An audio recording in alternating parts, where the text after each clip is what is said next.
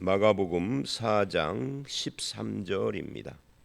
13절부터 25절까지. 오늘 말씀은 어제 말씀했던 그 씨 뿌리는 자의 비유를 해석하는 내용하고 이 해석하는 내용이 13절로 20절에 나오는 내용이죠. 그리고 이어서 21절로 25절에 또 다른 이 등불 비유를 합니다.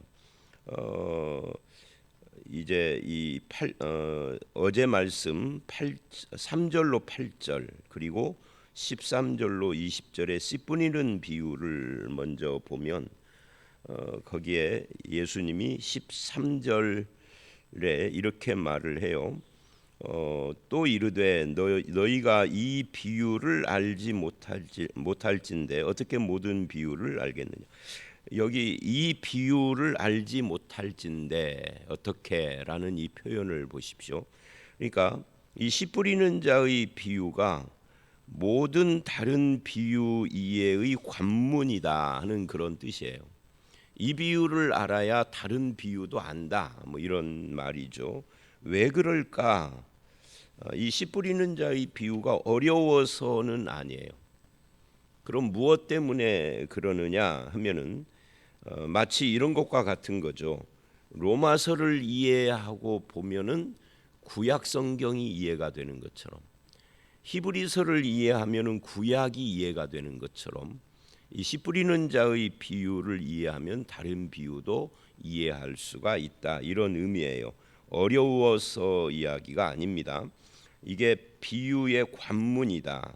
왜 그러느냐? 하나님 나라의 복음하고 관계가 되기 때문에 그래요. 그래서 여기서 씨로 표현되는 이것은 하나님 나라 복음, 즉 말씀을 이야기를 하는 것이죠. 그래서 13절, 14절을 보면 특히 14절에 씨 뿌리는 자는 그래요. 이 씨 뿌리는 자, 뿌려진 씨도 중요하지만 이 씨를 뿌리는 자가 있다 하는 이야기입니다. 그 씨 뿌리는 자가 누구냐? 물론 뭐 말씀을 전하는 목사, 전도자 이런 사람들 또 말씀이라는 씨를 뿌리고 있죠. 그러나 궁극적으로는 씨 뿌리는 자는 하나님이시겠죠. 하나님께서 말씀을 주신 거니까. 그런데 이 씨 뿌리는 자는 뭘 뿌리느냐 할 때, 씨가 뭐냐 할 때 말씀을 뿌리는 것이다. 그래서 말씀의 씨라고 이야기를 합니다. 그런 의미에서 우리가 하나님의 말씀을 읽거나 전하거나 묵상하거나 하는 것은 전부 다 이 씨 뿌리는 비유하고 연관이 있는 거예요. 그런데 이 씨 뿌리는 비유에서 또 한 가지 우리가 주목을 해야 할 것은 11절에 어제 말씀이죠. 하나님 나라의 비밀을 너희에게는 주었으나 외인에게는 모든 것을 비유로 했다 하는 이 말씀입니다. 여기 13절 이하에 말하는 씨 뿌리는 자 할 때 씨가 말씀이라고 하면은 11절은 그 말씀을 하나님 나라의 비밀이라고 표현을 한다는 거죠. 근데 이 하나님 나라의 비밀을 그 다음에 너희에게는 주었으나, 그래서 이 말씀, 하나님 나라의 비밀인 하나님의 말씀의 씨를 받는 우리가 누구냐 하는 것이 중요해요.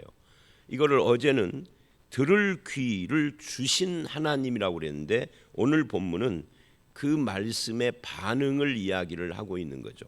반응이 네 가지로 나타나는데 이것은 사람들의 책임이기도 하지만 하나님이 들을 귀를 주셨느냐 안 주셨느냐의 문제이기도 하다. 그래서 이 두 가지는 양자는 하나의 사건을 바라보는 두 시각이에요. 성경에는 그런 것들이 굉장히 많아요.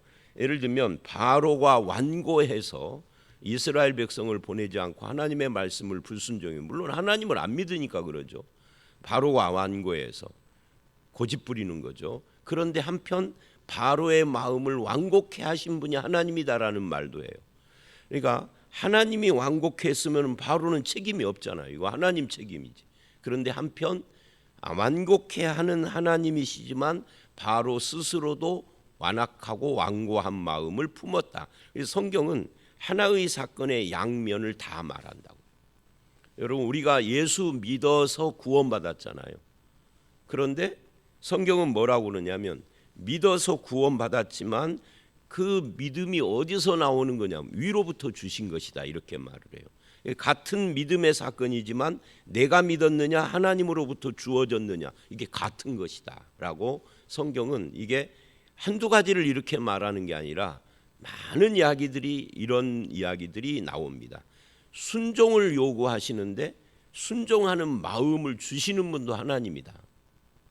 이게 아주 그 묘한 부분이죠. 근데 이것이 이해가 돼야 하는 거예요. 그래서 오늘 이 본문도 어제 11절에 하나님 나라의 비밀을 너희에게 주었다, 악인들에게는, 외인에게는 안 주었다, 비유로 말했다 하는 것과 말씀의 씨를 뿌리는 이것과 연관이 있다 하는 이야기예요. 하나님 나라는 결국 말씀을 듣고 순종하는 자들을 통해서 이 땅에서 이루어지는 나라이죠. 그들에게 임하는 나라인 겁니다. 자, 그리고 이제 15절서부터는 그 말씀의 열매를 맺지 못하는 사람들과 말씀의 열매를 맺는 사람들을 쭉 이야기를 해요. 거기에 보면은 첫 번째 사람은 길가에 뿌려진 사람이죠. 말씀이 길가에 뿌려졌다라는 것은 이들을 가리킴이니 곧 말씀 들었을 때 사탄이 즉시 와서 그들에게 뿌려진 말씀을 빼앗는 것이요. 그러니까 말씀을 빼앗겼다 하는 거예요. 즉시예요. 그러니까 이 말은 뭐예요? 하나님의 말씀을 듣는 순간 마음속에 이게 장벽을 세우고 반발을 하는 사람들을 이렇게 말을 하는 겁니다. 그러면 이 사람이 말씀을 거부했는데 그러면 이 사람의 책임이잖아요. 근데 그거를 뭐라고 그러냐면 사탄이 뺏어갔다, 이렇게 말해요. 그러면 이 사람 책임 아니냐? 아니죠. 이 사람의 책임인데 그거 사탄의 역사다 하는 이야기예요. 사탄의 역사면 내 책임 아니지 않습니까? 아니, 사탄에게 미혹을 당하고 사탄의 역사에 마음을 준 것도 나의 책임이 되는 거죠. 그래서 말씀을 빼앗겼다. 결국 하나님의 말씀을 반박하고 안 받아들이는 사람들을 말하는 겁니다. 이런 사람들에게서 이제 말씀을 이렇게 거부하는 사람들에게서 핍박이 오는 거죠. 믿는 사람들에 대한. 그 다음 이제 16절 보면은 16, 17절 돌밭에 떨어진 사람들 말하는 겁니다. 곧 말씀을 들을 때 즉시 기쁨으로 받았지만 그 속에 뿌리가 없는 사람. 그래서 말씀을 잠깐 견디다가 말씀 때문에 환난 박해가 일어나는 때는 넘어지는 자들이다. 그러니까 이 사람들은 뿌리가 없는 사람들이죠. 말씀을 들을 때는 참 좋은데 말씀을 듣고 집으로 돌아가서 생기는 여러 가지 문제들 때문에 말씀의 뿌리에서 열매가 안 나오고 잎이 안 나오고 그래서 포기해 버리는 거죠. 아, 말씀은 참 좋지만 이렇게 나가는 거죠. 그래서 환난과 핍박에 흔들리고 포기하는 사람. 편안할 때는 말씀을 배우고 훈련도 하고 신앙생활도 하는데 어려움이 있으면은 포기하는 거죠. 낙심하는 사람들인 거죠. 예를 들면 코로나가 오니까 교회 출석을 잘 못하게 되자 그러자 신앙이 흔들려 버린 사람들, 이런 사람들이 여기에 해당이 되는 겁니다. 그래서 이런 사람들이 있고요. 그 다음 세 번째 사람들은 가시떨기에 뿌려진 자들이다라고 18절에 이야기를 합니다. 18, 19절이죠. 이 사람들은 어떤 사람들이냐 하면은 염려와 유혹과 욕심에 그 성장이 막혀버린 사람이다. 그래서 끝까지 신앙생활을 하고 있지만 열매는 없는 겁니다. 그러니까 열매가 없으면 신앙생활을 하고 교회에 나오지만 이 사람은 실패한 사람이죠. 신앙에 열매가 있어야죠. 밖으로부터의 환난은 잘 견뎠지만 교회 안에 있으면서 그 사고방식이나 삶은 세상적이에요. 유혹에 넘어져서 혼합주의적이고 세상에서의 번영을 추구하는 신앙 뭐 이런 것들이죠. 그래서 기복신앙, 번영신앙 뭐 이런 것들이 여기에 해당이 되고 그런 겁니다. 그래서 염려, 유혹, 욕심 이 세 가지가 막아 결실하지 못했다 이렇게 말을 합니다. 우리는 이런 말씀을 보면서 나는 어디에 해당되는 사람인가 하는 것을 깊이 생각을 해봐야 돼요. 말씀을 즉시 거부한 사람들은 아닌 거죠, 여러분은. 그런데 두 번째, 세 번째, 돌밭에 이 뿌리가 없는 사람이나 아니면 가시떨기에 끝까지 견디지 못하고 열매가 없는 삶을 사는 신자는 아닌가 하는 그런 생각을 해봐야 하고요. 마지막으로 20절 좋은 땅에 뿌려졌다 하는 것은 말씀에 대해서 말씀을 듣고 받아 30배, 60배, 100배의 결실을 하는 사람들이다.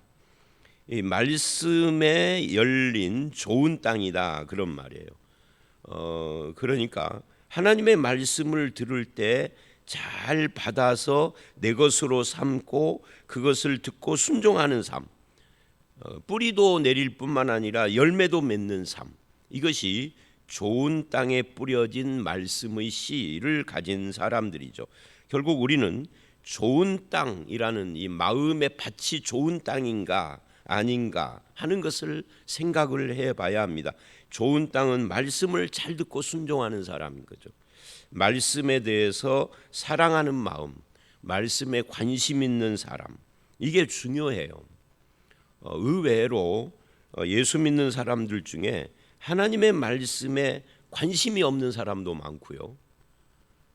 왜 그러는지 이유는 모르겠지만 성경에 관심이 없는 사람들이 많아요. 또 성경에 관심은 많지만 실제로 시간을 내고 정성을 들이고 투자를 하는 사람이 적어요. 거기에도 여러 가지 이유가 있겠죠. 그러나 이런 것들을 극복하고 하나님의 말씀을 사랑하고 듣고 순종하고 배우고 하는 것은 굉장히 귀한 거죠. 이거 누가 하시는 거죠? 너희에게 들을 귀를 주신 하나님이 하신 것이다. 이렇게 지금 말하고 있는 겁니다. 내가 순종을 해야 하지만 하나님이 주신 마음이기도 하다. 결국 복음을 전하고 설교를 할 때 항상 좋은 반응만 있는 것은 아니다 하는 그런 어떤 교훈도 주어지는 겁니다. 이 네 개의 밭 중에 하나만 좋은 밭이다 하는 것은 4분의 1만 그런 의미도 되는 거예요. 근데 사실은 수학적으로 딱 4분의 1이다 이런 이야기는 아니죠. 그거는 아니지만 그러나 이 본문을 보면 네 개의 밭 중에 하나뿐이다라는 것은 4분의 1. 그래서 소수의 사람들이 하나님의 말씀을 받아들이고 열매도 맺고 뿌리도 내리고 오래 견디고 결실하는 사람이 되는 것이죠. 풍성한 열매를 맺지 않는다고 낙심할 것은 아니다. 꾸준히 해야 하는 것이죠. 저 같은 말씀을 가르치는 목사는 두 가지를 해야 돼요. 하나는 내 자신이 하나님의 말씀을 듣고 순종하는 삶을 살아야 되고, 말씀을 가르치고 전할 때 반응이 여성치 않다고 그래서 흔들리고 유혹을 받으면 안 되는 거죠. 낙심하면 안 되는 거죠. 그 다음에 마지막으로 이 씨 뿌리는 비유에서 우리가 봐야 할 것은 20절 말씀에 30배, 60배, 100배의 결실이라는 것이 어떤 결실이냐라는 거죠. 어떤 결실이겠어요? 말씀의 결실인 거죠. 왜? 씨가 말씀이니까. 말씀의 씨를 뿌렸는데 거기서 무슨 사과가 나온다 이러면 안 되잖아요. 말씀의 씨를 뿌렸으면 말씀의 열매가 나오는데 그게 믿음, 순종, 성장 이런 거죠. 근데 왜 이걸 제가 거론을 하느냐면 많은 성도들이 기도를 할 때 30배, 60배, 100배 이야기를 해요. 심지어 목회자들이 설교를 할 때도 30배, 60배, 100배 이야기를 해요. 그런데 그걸 어디다 적용하는가 보면은 축복을 이야기를 해요. 여기 어디에 축복 이야기가 어디에 나와요? 말씀의 결실을 말하는 거지. 성경 다른 곳 어디서도 30배, 60배, 100배를 축복과 연결해서 말한 곳 있나요? 기억하시나요? 저는 기억 못하는데. 그래서 성경 말씀을 사용할 때 저는 그걸 사용이라고 생각 안 해요. 이용이라고 봐요. 성경 말씀을 이용을 해 먹을 때 자기 나름대로 그냥 자기 멋대로 갖다가 써먹으면 안 된다. 정확하게 이용을 하고 사용을 해야 하는 것이죠. 이건 지금 말씀의 결실을 말하는 거다. 신앙의 결실을 말하는 거지 축복을 이야기하는 게 아닙니다. 또 뭐 기도 응답 이런 걸 말하는 게 아니다. 여기 어디 기도 응답이 어디 있어요? 여기에서 기도 응답이 뭐 30배, 60배, 100배라는 말이 어디 도대체 어디에 나오는데 그런 말을 하나요?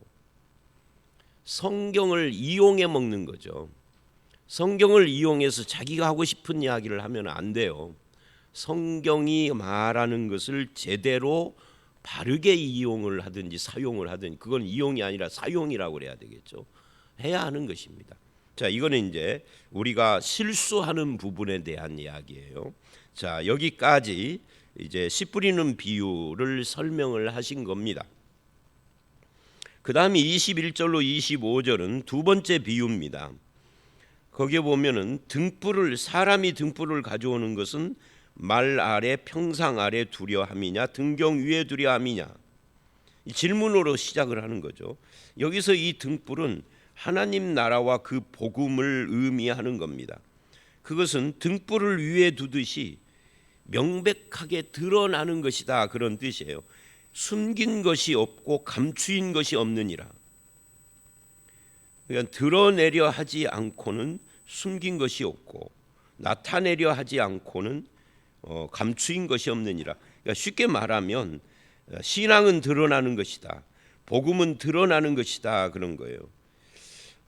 이 비유도 신비한 비밀이 아니라 특별한 사람들만 깨닫고 뭐 이만희 같은 사람들만 깨닫는 것이 아니라 그런 사람들만 해석할 수 있다, 뭐 이런 이야기가 아니라 복음은 드러나는 것이다, 감추어진 것이 아니다 하는 이야기예요.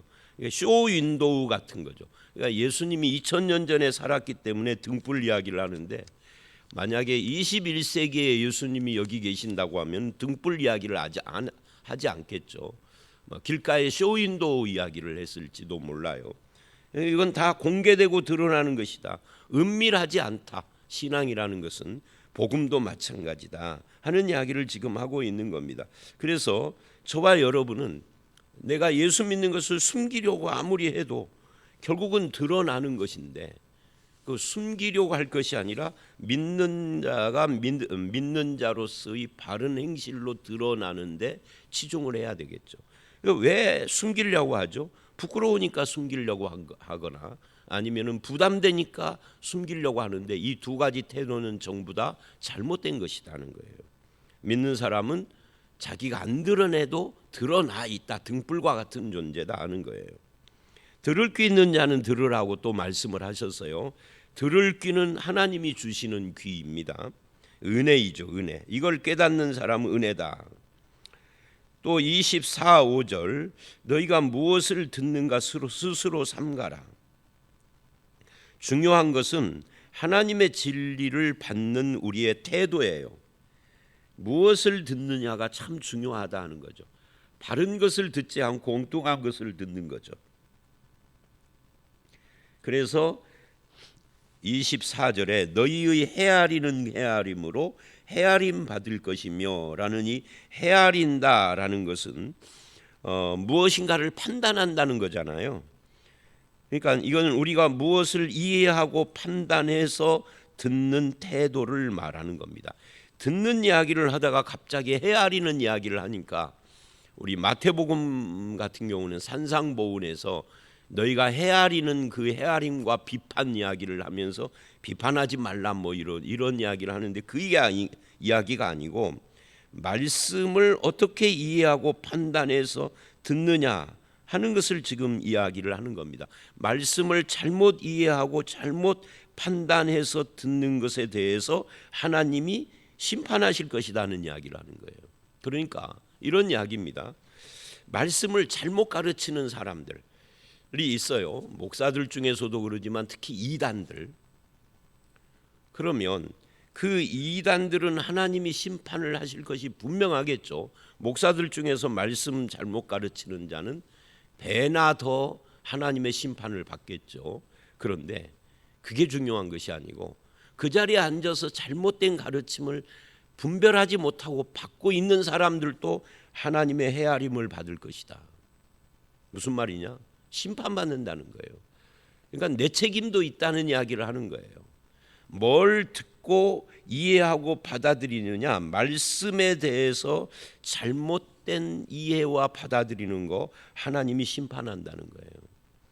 있는 자는 받을 것이 없는 자는 있는 것까지도 뺏기리라. 이것도 심판에 대한 이야기입니다. 결국 하나님의 말씀이 너무 흔해서 소홀히 하거나 왜곡된 하나님의 말씀의 정보 때문에 잘못 듣는 사람들은 그 소홀히 하거나 잘못 듣는 책임이 자기에게 있다는 거예요. 그래서 말씀을 자기 멋대로 해석하지도 말아야 하지만, 바르게 해석을 해야 되지만 무엇을 듣는지에 대해서도 삼가해야 한다는 거예요. 여러분 이제 예배 시간에 설교단에서 외치는 하나님의 말씀이 전부 다 옳은 걸까요? 옳은 것이 아닐 수 있어요. 아닐 수 있다라는 거 이미 증명이 다 된 거죠. 그래서 분별을 하셔야 됩니다. 분별을 자신이 없으면 안 들으셔야지. 제가 왜 이 말을 하느냐면 우리 교회에 누구를 초청해서 설교를 듣는 것이야. 초청하는 목사가 분별을 해서 초청을 해야 할 책임이 있겠죠. 그것도 분별을 해야 돼요. 왜냐하면 제가 누구를 초청을 할 때 그 사람을 100%다 알아서 초청하는 건 아니에요. 옛날에 한번 어떤 분을 초청을 하고 제가 실망을 했던 적이 있었는데, 왜 그러냐면 노예에서 그분을 만나서 대화를 하니까 굉장히 사람이 인격적이고 굉장히 참 목사다워요. 뭐 전직의 학교 선생 출신이라고 그러지 사람이 참 인격적이지. 그래서 한번 초청을 한 적이 있어요. 아마 여러분들은 다 오래전 이야기입니다. 10년도 훨씬 넘은 이야기니까. 야, 근데 설교는 진짜 이상하게 돼. 뭐 제 책임도 있죠. 잘 모르고 했으니까. 그러나 그럴 때도 들을 때 이상한데 하고 분별하는 책임 여러분에게 있습니다. 난 책임 없어라고 말 못한다 그 말이에요. 그런데 교회의 초청이야 심사숙고해서 하기는 하지만 그래도 못 걸릴 때가 있다는 이야기고요. 여러분 집에 있는 TV는 여러분이 걸러야 할 거 아니에요. 예수 믿는 사람들 TV 설교 많이 듣더라고요. 분별하셔야 돼요. 분별할 자신이 없으면 안 드셔야 돼요. 혼합주의 신앙에 빠질 가능성이 많습니다. 제가 이 혼합주의를 경계해서 그러는 거예요. 그래서 분별의 책임 이야기를 하는 겁니다. 이 24, 5절. 들을 귀 있는 자는 하나님이 주시는 귀인데 무엇을 듣는가 스스로 삼가는 것은 네 책임이다, 이렇게 말을 하는 거예요. 하나님이 주시는 귀라고 해놓고 그런데 네 책임이라는 거예요. 자, 오늘 말씀 여기까지예요. 씨 뿌리는 자의 비유에서 우리는 좋은 땅에 심겨진 말씀을 듣고 받아 순종하는 삶을 살아야 한다. 세상의 염려, 유혹, 욕심을 이겨야 되고 환난이나 박해를 이겨야 되고 말씀에 무관심한 태도를 버려야 하고요. 그 다음에 우리는 우리의 신앙과 우리가 갖고 있는 이 믿음 또는 복음은 세상에 다 드러나 숨길 수가 없는 것이다 라는 이야기. 그래서 감추려고 하지 말고 바르게 살아가도록 해야 한다는 것과 무엇을 듣는가 헤아려야 된다, 분별에 대한 이야기를 지금 하고 있습니다. 이제 이 하나님 나라 비유가 내일 말씀까지 계속됩니다마는 하나님 나라의 이 말씀, 하나님 나라의 비유의 핵심은 말씀이에요. 하나님의 말씀을 은혜로 잘 받고 순종하며 분별하는 저와 여러분들이 다 되시기를 주의 이름으로 축원합니다. 함께 기도하겠습니다. 하나님 아버지, 하나님 나라의 비밀인 말씀을 받아들일 때 우리가 기쁨으로 받을 뿐만 아니라 뿌리 깊게 받아들이고, 그래서 세상의 환난이나 박해를 이기고 염려, 유혹, 욕심을 이기고 30배, 60배, 100배로 그 신앙이 결실하는 그런 은혜를 우리에게 허락해 주셔서 우리의 삶 속에서 믿음이 자라나게 하시고 성숙하게 하시고 하나님 나라를 드러내는 말 위의 등경처럼 그렇게 복음에 핏된 삶을 살아가는 저희들이 되게 해 주시옵소서. 들을 귀를 주시기도 하시는 주시는 하나님이시지만 또한 주님, 듣는 말씀을 잘 분별하는 것도 우리의 책임인 줄 압니다. 주님, 말씀을 바르게 분별할 수 있는 들을 귀도 허락해 주시옵소서. 우리의 남은 생애가 하나님의 말씀을 즐거워하고 순종하며 열매 맺는 삶을 살아가는 생애가 되기를 바라옵고 예수님 이름으로 기도드려 싸움나이다. 아멘.